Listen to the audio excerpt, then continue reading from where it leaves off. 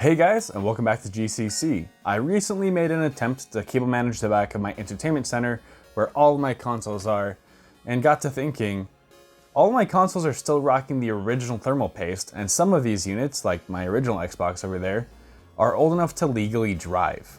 I set out to repaste my consoles and started with this, my Xbox 360 Slim. This unit was manufactured on July 26th of 2011, making it almost exactly 8 years old. I set out with the disassembly, and when I removed the heatsink, this is what I found. Not a whole lot, and that's the problem. The thermal paste is extremely dry and almost non-existent around the center of the die. This can cause a number of problems, the most noticeable being a louder fan caused by the system trying to cool itself by ramping up the fan speeds on the CPU heatsink. Another benefit is increased longevity of your hardware, since the silicon is not trying as hard and it's not operating at higher temperatures than it should. Now, this is not like a tutorial or a walkthrough of how to repaste your consoles. This video is simply something to boost awareness of something that is often overlooked in the video game collecting circle, but is very, very important. Hardware often needs to be maintained more than the actual games, so keep good care of your consoles too. Not everything about this open heart surgery is good though, because these consoles are not meant to be serviced by the end users, aka you and me. They can be a real pain in the ass to open. Because of this, there is a chance that you could break some of these little plastic clips that hold the console together. The 360 is pretty rough to open. There's a lot of these little plastic clips. While this is typically cosmetic and it can be avoided by using guides like the ones found on the iFixit website, hashtag not sponsored, it is a risk that you should be aware of.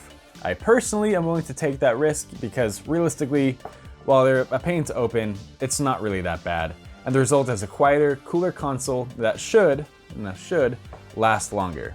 If you plan to collect games for consoles and want to play on original hardware, this is something that you need to think about every few years.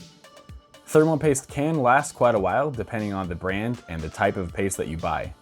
One thing to be cautious of though is the conductivity of thermal pastes. Most thermal pastes made today are not electrically conductive and are only thermally conductive.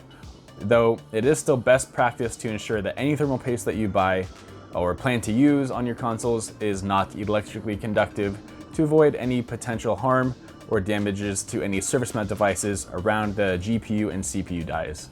It's just good practice. One other thing to keep in mind is that on some Xbox 360s, like this Slim and the 360E, which is like the last revision, they have what is called an integrated heat spreader, which is like a really thin piece of metal that covers the actual CPU and GPU dies or chips to help spread the heat that goes to the heatsink. This means that on this console, there is actually thermal paste under the IHS to conduct heat from those chips up, as well as thermal paste from the IHS to the heatsink. To do a proper repasting job, it may be necessary to remove the IHS using a razor blade or a special IHS delidding tool to redo the paste under the IHS as well.